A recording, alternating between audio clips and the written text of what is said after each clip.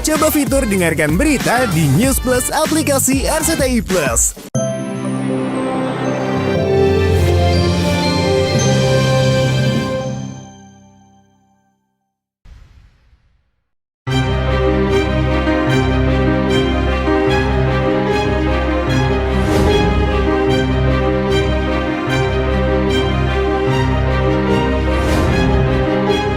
Ketenangan aktris Asha Syara dan suaminya Fahmi Assegaf mendadak terusik oleh kedatangan sekelompok massa diduga dikirim seteru sengketa perdatanya di pengadilan. Massa dengan jumlah lebih dari 30 orang dan rata-rata menggunakan setelan baju hitam lalu membawa serta spanduk bertuliskan tanah dan bangunan ini milik saudara Alwi ini tak hanya bikin resah tapi juga membuat Asha stres. Apalagi spanduk itu sengaja dijajarkan persis di depan halaman rumah pemeran film hantu Jeruk Purut ini disertai teriakan bernada teror psikis. Tak tahan, kediamannya di kawasan Pasar Rebo, Jakarta Timur itu terus disambangi puluhan orang. Aktris berdarah Indo-Arab ini pun akhirnya memutuskan untuk melaporkan para pelaku ke Polda Metro Jaya. Lantas benarkah Asha dan keluarga mengalami kekerasan fisik maupun verbal akibat ulah puluhan massa yang datang? Intimidasi, bukti-bukti sebagian udah kami kasih sama polisi dan udah saya arsipkan juga sama pihak lawyer. Pihak terlapornya ada Alwi ya, Alwi dan kawan-kawannya. Jadi mereka menyerang secara anarkis, secara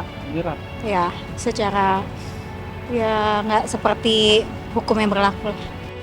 Terkait ada dugaan sekelompok orang memasuki rumahnya Pak Fahmi, melakukan ancaman sehingga mengakibatkan klien kami stres. Ketika kejadian tersebut prosesnya itu sangat lama, yaitu mulai dari jam 1 siang sampai jam 10 malam. Terkait dengan kata-kata itu ya banyak ya, menyuruh keluar, menyuruh mengosongkan, menyuruh pindah, teriak-teriak. Jadi kan penghuni rumah kan merasa tidak nyaman. Nah, sayanya udah resah banget ya mas. Udah, ini aja tadi habis sholat udah lemes banget, udah nggak ngerti lagi harus gimana. Jadi saya harus minta perlindungan hukum. Insiden penggerudukan massa agar Asha dan suami hengkang dari rumahnya rupanya tak hanya berlangsung pada tanggal 9 April lalu saja. Tapi sebelumnya yakni tanggal 19 Maret 2025 lalu, massa serupa juga sempat mendatangi kediaman Asha dan suaminya. Padahal proses sidang sengketa perdata atas status kepemilikan tanah tersebut dengan seorang bernama Alwi baru saja berlangsung 10 April lalu. Tapi mengapa sebelum sidang, seteru Asha tersebut justru melakukan tindakan teror dengan membawa puluhan massa ke rumah yang tengah disengketakan pengadilan? Sudah dijelaskan ada proses sidang, tapi mereka nggak mau ngerti gitu. Nah mereka datang berbuat yang keras itu tanggal 9 April. Ada kursi dikeluarin sih, ada segala macam. Tapi udah hektik banget ya mbak. Udah lemas, anak ada nenek juga. Sampai Kapolsek turun tangan. Alhamdulillah ada Kapolsek Pasar Rebo yang bisa bijak ya dalam menangani perkara kemarin. Pemberi kuasa dan penerima kuasa adalah saudara Alwi juga. Penerima kuasa itu tugasnya untuk melakukan pengosongan rumah. Tetapi bukannya dia sendiri yang datang, tetapi banyak orang yang datang. Asha sendiri tak menampik jika status rumah yang kini dihuninya memang tengah bermasalah dengan pihak lain. Namun, Asha lebih memilih jalur hukum ketimbang menghadapi teror massa yang membuat dirinya dan anak-anak sempat panik dan trauma. Apalagi saat ini, istri dari Fahmi Assegaf ini tengah mengandung jabang bayi yang baru berumur 5 bulan. Lantas benarkah setelah 2 kali diteror, untuk sementara Asha akan mengungsi atau akan tetap bertahan bersama suami memperjuangkan hak atas kepemilikan rumah yang ditinggalinya? Mau 5 bulan. Doain ya, mudah-mudahan semuanya cepat selesai.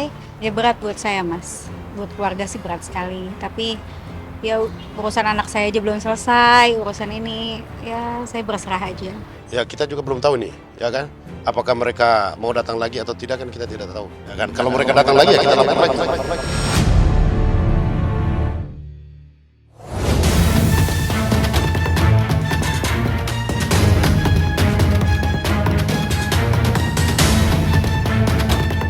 Tanggul kesabaran putra kedua almarhum Ustadz Jeffrey Al-Bukhari, Abizar Al-Ghifari, seolah sudah jebol karena tingkah beberapa netizen yang sudah keterlaluan memperlakukan ibu yang melahirkannya, Umi Pipik Dian Irawati. Ulah keterlaluan itu berupa komentar kasar hingga bernada sarkas yang dilayangkan beberapa akun terhadap Umi Pipik.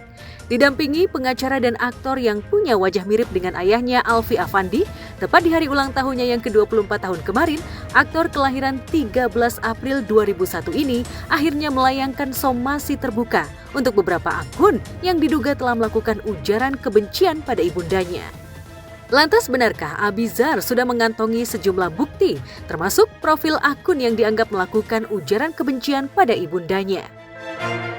Malam ini kami akan secara resmi lakukan somasi peringatan keras kepada beberapa netizen yang membuat komentar-komentar yang sudah berlebihan dan diduga bermuatan penghinaan.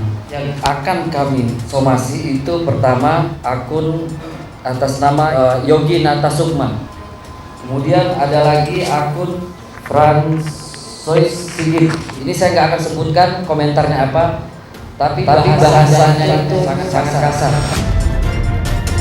Alhamdulillah, Umi menyerahkan semuanya ini keputusannya kepada saya. Karena yang namanya anak, pas tahu ibunya dicemooh sama orang, dicaci maki sama orang, nggak mungkin seperti itu. Saya sebagai anak mewakili keluarga, mewakili diri saya sendiri, bahkan mewakili ibu saya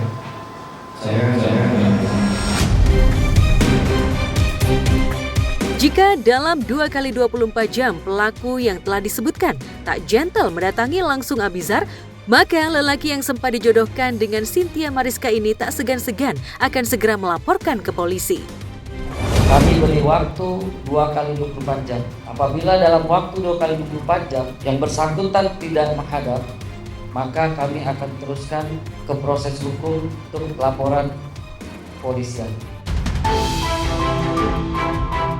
Memaklumatkan somasi hingga ancaman akan melaporkan terduga pelaku ke polisi, di momen ultahnya yang ke-24 tahun ini, diakui Abizar sengaja ditempuh sebagai kado spesial dari seorang anak yang ingin menunjukkan baktinya pada sang ibu, dengan menjaga marwah dan martabat wanita yang melahirkannya dari serangan netizen yang dianggapnya sudah keterlaluan. Di tahun saya hari ini, saya menghadiahi sebuah bakti saya sendiri kepada ibu, kepada Umi, dikarenakan hal yang sedang kita tanggapi ini menurut saya ini sudah berlebihan, sudah melewati batas, dan saya akan membawa ke jalur hukum. Dan bukan suatu kebetulan jika di hari ultah Abizar kemarin, sehari sebelum Abizar juga baru saja memperingati hari lahir sang ayah, yakni almarhum Ustadz Jeffrey Al-Bukhari, yang diketahui lahir pada tanggal 12 April 1973, lalu wafat 26 April 2013. Lantas benarkah dua momen berdekatan ini kian menguatkan posisi mental dan spiritual untuk selalu berada di garda terdepan membela keluarganya, terutama menjaga marwah sang bunda? Dulu almarhum diem aja, karena beda era. Era sekarang adalah era digital di mana segala sesuatu itu pasti muncul di handphone. Tak ada yang sia-sia dari bakti pada kedua orang tua. Selang beberapa jam saja setelah memaklumatkan somasi, Abizar mendadak mendapat kejutan ultah dari ibundanya Umi Pipik. Disaksikan keluarga dan teman-teman, Abizar mendapat kejutan kado ultah berupa mobil keluaran baru.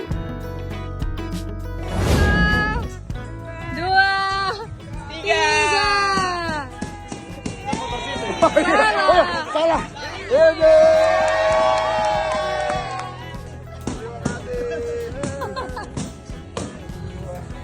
Masya Allah, mobil baru lagi nih. Tapi cicilannya ntar ke kapit ya? Alhamdulillah. Yes. Nyalain dong. Nyalain dong. Amin, amin, amin. Yang pasti 24 tahun adalah memerangi usia atau jatah hidup di dunia. Tetap belajar menjadi manusia bermanfaat. Tetap belajar menjadi anak yang bisa mengenal orang tua, mengenal kakak, adik, keluarga,